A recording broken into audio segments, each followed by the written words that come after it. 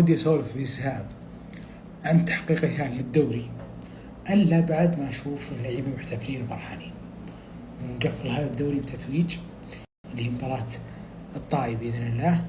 بعدها أحس إني لما أذوق ذيك اللحظات الفرحة وأشوف لقب أو كاس لقب أكبر وأضخم دوري في تاريخ آسيا في يد الهلال، بعد أحس إني بقدر أسولف عن الموسم. لكن هذا ما راح يمنعني عن إني أتكلم عن نقطة مستحيل أنساها طول عمري، نقطة كيف أدار الهلال صيفه. الصيف الماضي واحدة من أكثر المواضيع اللي خلتني أجزم أنه هذا الرجل هو أعظم رئيس في تاريخ الكرة السعودية على صعيد البطولات. ما شاء الله اليوم واصل 10 بطولات، لكن فهد بن نافل لما أدار صيفه بعد ما راح ميسي لميامي شيء أسطوري كذا، اختلف يعني التوجه تماما عن الكل المتوجهين. النصر كريستيانو ونبني حوله، الاتحاد بنزيما ونبني حوله، الأهلي محرز أو ماكسيمان ونبني حوله. الهلال آخر صفقة بعد ما بدأ الدوري، خلصت آخر صفقة بعد ما كمل الفريق كانت نيمار، ولا كانت الهلال كان فوضى. لكن طبعا السبع الماضية كلها كان الهلال هو الفوضى أو الست الماضية. لكن لو تجي تشوف عن اختيارات الهلال نوعيتها توقف كذا، تشوف مهاجم فولهام صاحب الترتيب الثامن أو عفوا العاشر في البريمير ليج، ثم محور وولفز اللي هو روبن نيفيز صاحب الترتيب 13 في البريمير ليج. بونو حارس كبير بس ما عمره أخذ إلا بطولتين كلها كانت شورب ليج، ما عمره أخذ دوري، وإلى عمره 28 سنة لعب 3 مواسم من تاريخه في الدوري الدرجة الأدنى. ثم كوليبالي انتقل من نابولي، لما طلع من نابولي حقه الدوري وجلس في تشيلسي في عز فوضى تشيلسي، لعب 22 مباراة والباقي كلها احتياط من مجمل الموسم. ثم تكمل مالكم اللي انت اصلا ناسيه عن الخريطة، واحد كذا في نسيان الدوري الروسي جاب الهلال. هذه الكتيبة اليوم هي محقق الدوري. اضف عليهم مثلا ميشيل الهلال جابه ب7 مليون يورو، اليوم قيمة السوقية 1.9، يعني ارتفعت جدا. 7 مليون يورو ما تجي ربع قرينة في نادي ثاني، لاعب طرف في نادي ثاني الأندية المنافسة أتكلم، راتبه ربع ما يجي 7 مليون يورو. مشان الهلال جايب ذاك الرقم، لكن مع ذلك الهلال كسب. أبرع على الصيف، أتكلم عن صفقات الصيف تحديدا. شوف سهل إنك تأشر على لاعب فنان في نادي بارز، يعني مثلا تقول هالاند، تقول برناردو سيلفا، تقول دي بروين، لا سيتي مكسر الدنيا تشعر أفضل واحد فيهم. لكن الصعب إنك تأخذ لاعب كواليتي عالي يقارع ذولي. يعني كذولي مثلا النصر تيجي تشوف كريستيانو، بروزوفيتش، ماني، لابورت، كل هذا واحد سنتر سيتي ومنتخب اسبانيا، واحد طرف ايسر مع يورجن كلوب ثابت، بروزوفيتش كابتن الانتر في نهاية الشامبيونز الماضي. هذولي يعني لعبوا بهذا المستوى وتقدموا على هذه المستويات.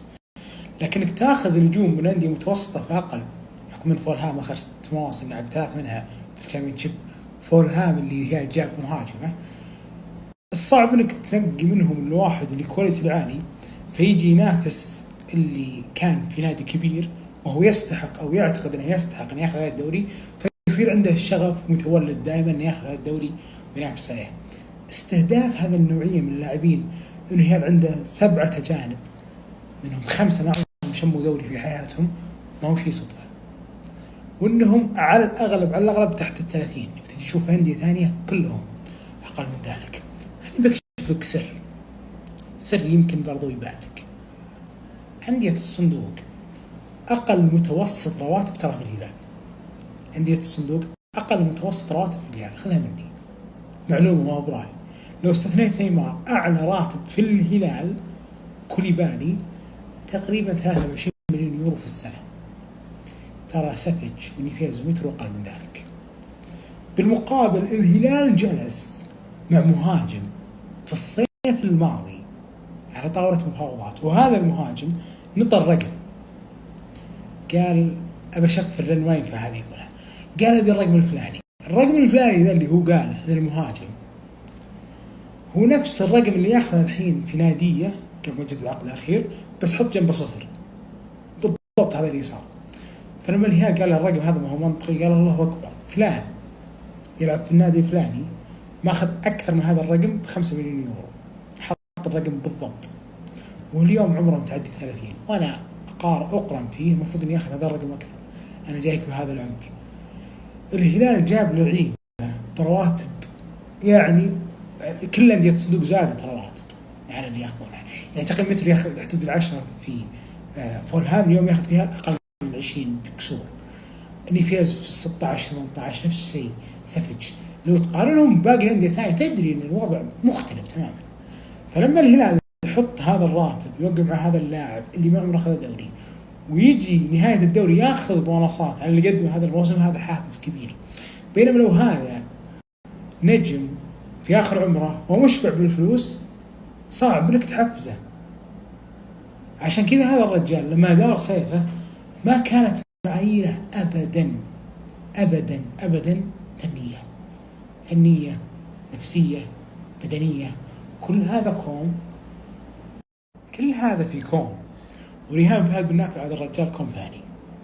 يعني فهد بن نافل لما اختاره دخل ريهان صعب، يعني اتوقع الهلال لو طرح عليهم جزء قبل بدايه الموسم ما راح يكون عليه اجماع.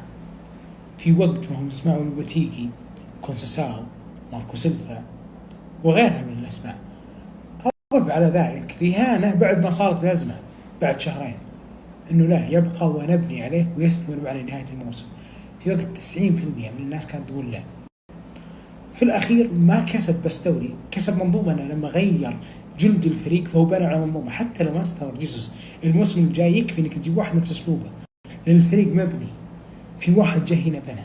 كسب موسم هو جالس ياكل فيه الناس بدنيا، يعني مباريات الهلال والنصر الهلال اكتسح فيها النصر كلها، الهلال اكتسح فيها بالمقام الاول بدني، غير انه بنى الفريق فنيا. فكميه مكاسب تذوق لذتها هذا الموسم وتذوق لذتها في المستقبل، لما الانديه الثانيه تشوف انها تحتاج تغير مدرب لانه ما بنى لها ركائز، زائد انه ما يراهن عليه في الموسم الجاي وانت بتستقر وبتثبت. فكميه رهانات في رجل واحد كسبها هذا الرجال في هذا القرار، يعني هذا بحد ذاته واحدة من أكثر القرارات الرياضية اللي بنستذكرها طول عمرنا، غير كمية الصفقات اللي جابها بشكل نوعي. الصيف هذا كان تاريخي بمعنى الكلمة. عموما هي مواسم نادرة جدا جدا جدا اللي يختلف فيها الجمهور عن من هو أفضل لاعب في فريقه. يعني إذا هم مرة مختلفين في العادة يختلفون على اثنين، في اثنين مبدئين فيختلفون بينهم. الهلال اليوم لو تمسك 10 تسألهم من أفضل لاعب في فريقك هذا الموسم، تلقى واحد يقول سافيتش، واحد يقول نيفيز، واحد يقول مالكم، واحد يقول سالم، واحد يقول متروفيتش، واحد يقول بونو، واحد يقول سعود الحميد، وبتسمع واحد يقول علي بليهي. 7 يعني من أصل 10 في واحد بيعطونك 5 على الأقل. وسؤال منطقي صراحة، من أفضل لاعب هذا الموسم؟ ما في نجم، الفريق هذا ما في نجم، مليان نجوم وكرة جماعية ومدرب نجم. صعب جدا صراحة. أنا ما أدري يعني أنا إلى ذي اللحظة هل ختم الدوري وخلصه؟ والله إني إلى ذي اللحظة لو في يدي تصويت إني أحتاج أفكر بعد من هو أفضل لاعب هلالي وأفضل لاعب في هذا الموسم اللي هو أكيد من الهلال. إلى الآن ماني بعرف جواب، أنا مقتنع فيه 100%، وهذه الخيار